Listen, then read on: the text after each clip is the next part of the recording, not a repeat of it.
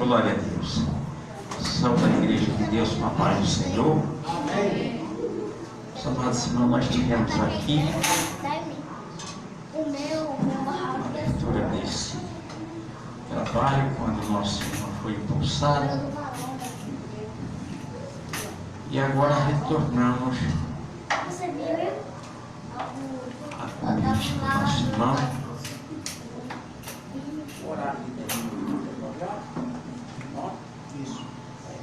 Eu acho que esse espaço vai até muito para mim, porque eu não sou Fique pregador. à vontade, o tempo Eu não sou pregador de... A minha pregação é 10 minutos. Fique à vontade. Mas nós vamos falar sobre um trecho aqui muito importante da Palavra de Deus, aonde se trata de uma pessoa que fora transportado como escravo,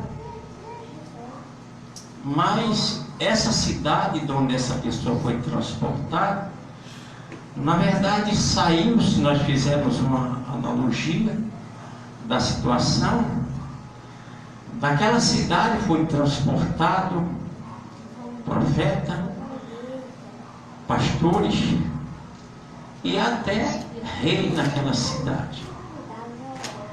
Mas eu gostaria que você, o trecho é muito longo, mas eu gostaria que você abrisse a sua Bíblia aí no livro de Daniel, no seu capítulo 6. A história é tão bacana, é tão boa, que eu gostaria que a igreja me acompanhasse em toda a leitura. Eu vou ler alguns versículos e daí em diante eu gostaria que a igreja continuasse lendo. Eu não sei se isso é de costume, mas nós fazíamos isso em outros tempos, para que nós melhor se aprimorasse com uma história da Bíblia Sagrada, onde essa pessoa sendo transportada como escravo, mas desde a sua história, desde o primeiro capítulo dessa história do Daniel, nós vimos que em todas elas ele era considerado uma pessoa diferente. Todos que olhavam para Daniel, eles viam que existia naquele homem um espírito diferente. Mas, pastor Belarmino, como que essa pessoa era vista desse jeito? Quando você lê a história, você vê que chegou a ponto do seu nome e dos seus companheiros ser trocado. Trocaram o nome de Daniel, trocaram o nome de Sedraque, Mesaque e Abednego. O nome dele não é esse.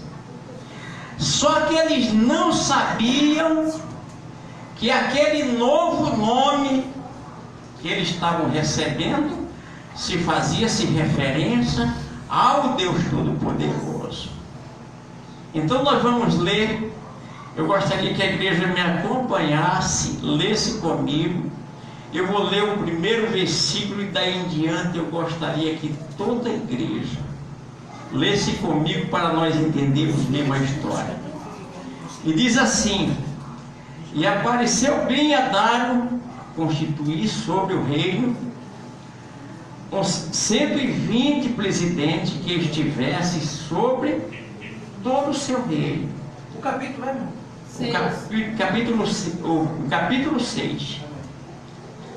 E sobre eles 3 presidentes, dos quais Daniel era um, aos quais esses presidentes disseram-lhe contra para que o rei não sofresse dano. Alguém pode ler o versículo 3, por favor? E então o mesmo Daniel se distinguiu desde o príncipe e presidente, porque nele havia um espírito excelente, porquanto o rei pensava constituí-lo sobre todo o reino. O versículo 4, por favor. Outra pessoa. Então os presidentes e os príncipes procuravam achar ocasião contra Daniel a respeito do reino, mas não podiam achar ocasião ou culpa alguma, porque ele era fiel e não se achava nele nenhum vício nem culpa. O versículo 5 diz assim: então este homem disseram, nunca acharão acusação alguma contra este Daniel, se não procurarmos contra ele na lei do seu Deus. O versículo 6. Então estes príncipes presidentes foram junto ao rei e disseram assim: ó rei Dário, vive para sempre. O versículo 7, por favor, outra pessoa.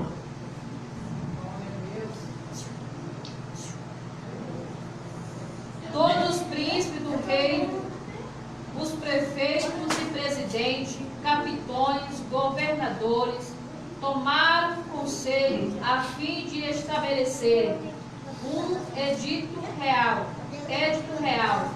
e fazer um mandamento firme, que qualquer um que, por espaço de 32, fizer uma petição, e qualquer Deus ou qualquer homem, senão a ti, ó rei, seja lançado na cova dos leões.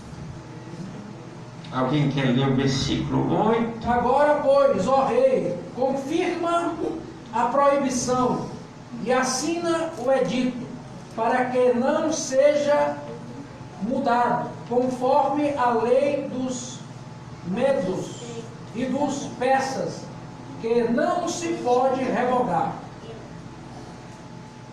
Com esta causa, o rei Dário assinou estas escrituras.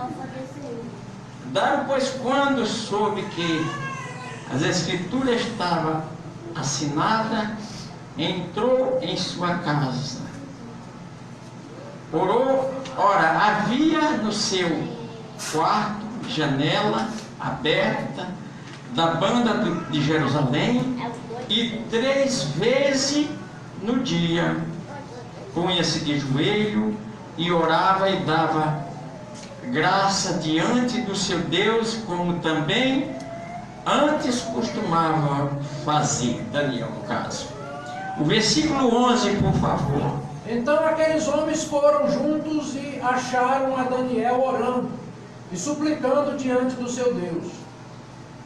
Então, no versículo 12, então se apresentaram ao rei, e a respeito do edito real disseram-lhe: porventura não assinaste o edito, pelo qual todo homem que fizesse uma petição a qualquer Deus ou a qualquer homem, por espaço de 3 dias, e não a ti, ó rei, fosse lançado na cova dos leões?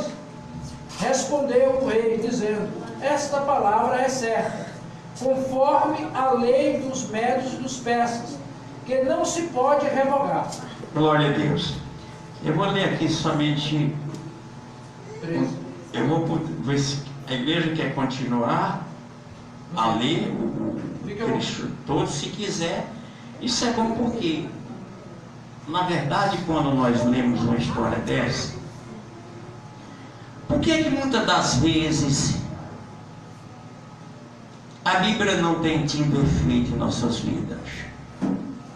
Vocês já observaram isso? Vocês já observaram que muitas das vezes nós lemos a Bíblia e não interpreta? Vocês já observaram que muitas das vezes a gente lê e acha tanto quanto sem muito segmento? E é por isso que eu posso dizer isso à igreja, que eu tenho 40 e alguns dias de estrada. Eu já li muita coisa, eu já li muito fracasso, eu já vi muita derrota de crente, muita, mas muita. Tem lugares que você entra, dá até dó. Aqui eu estou feliz porque o número aqui tem crescido e Deus há de abençoar essa obra. Isso aqui já está pequeno. E você deve dar glória a Deus, aleluia, todo dia da sua vida. Porque na verdade, se você está vendo esse campo crescer, é porque Deus está na frente desse negócio. Glória a Deus. Tem lugares aí que dá tristeza você chegar. Eu estou falando mal? Acho que não, né? Mas tem lugar que você chega e você diz: o Senhor, o pastor citou aqui, o Senhor é meu pastor e nada lhe faltará. Falta tudo. E tem lugares aí que falta tudo, absolutamente tudo. Por que hoje eu fiz eu estava em casa orando, e de repente me veio assim uma lembrança de uma situação sobre o judeu. Por que os judeus, a maneira deles, a conduta deles é tão diferente da nossa? Porque se ele diz à igreja, o grupo deles, aquele pessoal todo, olha, 7 dias de jejum. É 7 dias de jejum. E um daquele que falte é 7 dias de jejum. Mas hoje nós estamos atravessando uma época no Brasil, e não sei se é por causa de muitas facilidades, que diz: pela graça sou salvo. Não vou lá. Não é o caso, né? Não, eu acredito que não. Graças a Deus por isso. Pela graça sois salvo. E tal, e pronto, e aí deixa. Compromisso nenhum. Mas essa pessoa aqui, o trecho que nós lemos, diz que ele abria a sua janela e orava 3 vezes ao dia. Ele sabia desde os primeiros dias que ele foi transportado ali de Judá, a dificuldade que ele ia enfrentar, nem só ele, mas toda a sua nação e os seus companheiros. Então, de repente, ele orava porque ele sabia o Deus que ele servia e o quanto era bom falar com Deus. E muitas das vezes nós ficamos dentro das nossas religiões, até muitas delas, vamos dizer assim, tradicional, mas nunca falou com Deus. Falou? Falou com Deus? Já viu uma resposta sua? Tem alguém que diz assim: olha, vamos ficar no Salmo 40. Fica no Salmo 40. Eu cheguei outro dia na igreja aí, uma senhora perguntou por uma pessoa. Eu disse: não está muito bem não, estive lá, não está muito bem não.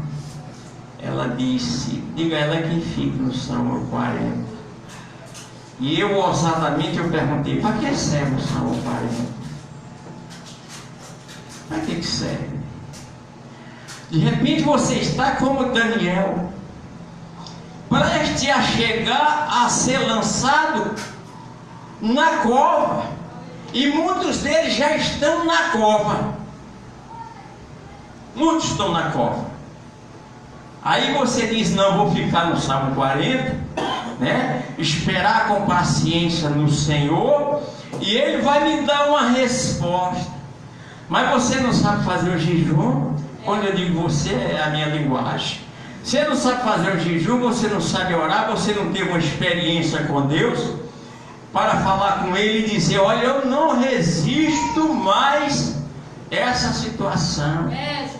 Porque vê, quando eu estou muitas das vezes pregando no lugar, a pessoa dá até uma palavra bonita, dá uma palavra de conforto, aí depois ele volta e desfaz em tudo. E diz: olha, mais sofreu Jó. Jó sofreu, mas o caso de Jó era um caso isolado. O caso de Jó era uma outra situação que não é a minha nem a sua. Então, quando ele estava prestes a ser lançado na cova dos leões, ele orou, ele orava, ele falava com Deus, ele sabia com quem falava. Então, aqui no versículo, eu vou adiantar aqui a leitura. Aleluia. Aqui diz aqui, ó: e então reordenou que trouxesse a Daniel e lançasse na cova dos leões, E falando o rei, disse a Daniel: o teu Deus, a quem tu continuamente serve, ele te livrará. E foi trazido uma pedra e foi posta sobre a boca da cova, e o rei o saiu com o seu, selou com o seu anel, e com o anel deu o seu grande, para que não mudasse a sentença acerca de Daniel. E então o rei dirigiu-se para seu palácio e passou a noite em jejum, e não deixou trazer à sua presença instrumento de música, e fugiu dele o sono. E pela manhã cedo se levantou e foi com pesar à cova dos leões. E chegando-se à cova, chamou por Daniel com a voz triste, e falando o rei disse a Daniel: Daniel, se voz de Deus vivo, dá-se que ele há, a causa que o teu Deus, a quem tu continuamente serve, tenha podido livrar dos leões. Então Daniel falou ao rei, e o rei vive para sempre. O meu Deus enviou o seu anjo e fechou a boca dos leões, para que não me fizeste dano, porque foi achado em mim inocência diante dele. E também contra ti, ó rei, não tenho cometido delito algum. E então o rei muito se alegrou em si mesmo, e mandou tirar Daniel da cova, e assim foi tirado Daniel da cova, e nenhum dano lhe acharam nele, porque creu no seu Deus. Glória a Deus. Meus amados irmãos, eu posso ver em um trecho como esse uma condenação tremendamente perversa. Aqueles leão que era colocado ali, na verdade Daniel não foi a única pessoa a ser lançado ali. Era de costume, qualquer pessoa que fosse condenada seria lançado naquela cova. E quando Daniel desceu ali, foi jogado. Daniel não foi colocado pela porta, mas sim Daniel foi jogado. A Bíblia diz que o anjo desceu e fechou a boca dos leões. Aleluia! O que é que os irmãos acham sobre essa questão? Só foi isso que o anjo fez? Será que se aqueles anjos não estivessem ali, aqueles leões estivessem ali completamente mobilizados pelo anjo de Deus, eles ficavam só olhando para Daniel? Não. Eu creio, na minha interpretação, que aqueles leões ficaram mobilizados. As suas unhas, eu creio que elas podem ter até penetrado na própria carne das mãos, para que não fizesse dano nenhum a Daniel. E quando desceu, por que o anjo desceu na frente? Nós vimos a Bíblia falar sobre anjo.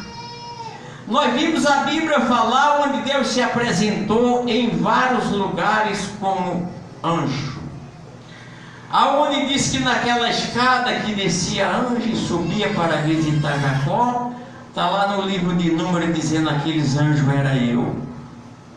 Nós encontramos a Bíblia falando de anjo de uma maneira tão presente no meio da igreja, que se nós entendêssemos isso como positivo e verdadeiro, nós tínhamos certeza que quando nós abríssemos uma porta como essa, os anjos de Deus estavam ali. Amém. E de repente a nossa vida, como já foi falado aqui sobre o salmo, nós estamos na cova. Aqueles leões daquela época era colocado ali para quando uma pessoa fosse condenada, ser lançado ali, ser lançado naquela cova. Eu lembro que eu assisti uma matéria de uma certa feita, que um certo crente, ele leu essa parte toda. Lendo essa parte, ele pegou a Bíblia e foi lá para um zoológico e entrou.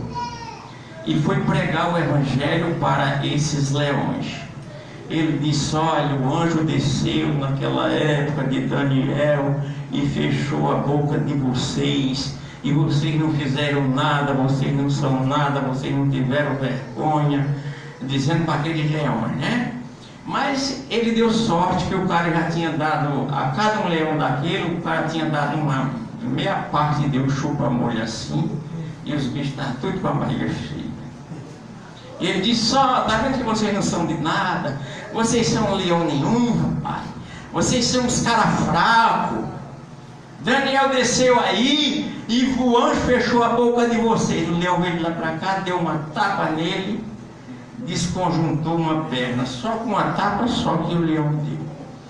É essa a minha referência que eu faço. Eu acredito que quando aquele anjo desceu, aqueles leões ficaram completamente mobilizados.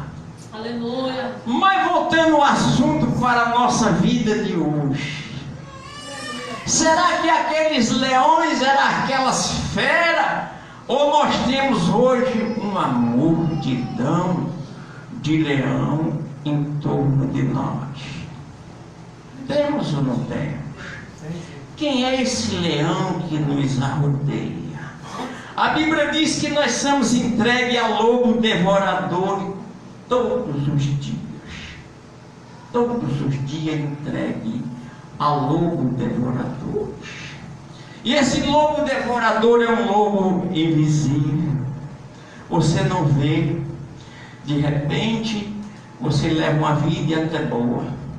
A sua vida é uma maravilha. Mas quando você se descobre, você está sendo vítima de um espírito do mal. É duro falar isso para a igreja. É muito pesado. Irmão, em outros tempos, se nós fosse dizer isso, mandava que a gente se convertesse. Vai se converter, irmão. Isso é coisa do passado, isso é coisa do pecado, isso é coisa do velho homem.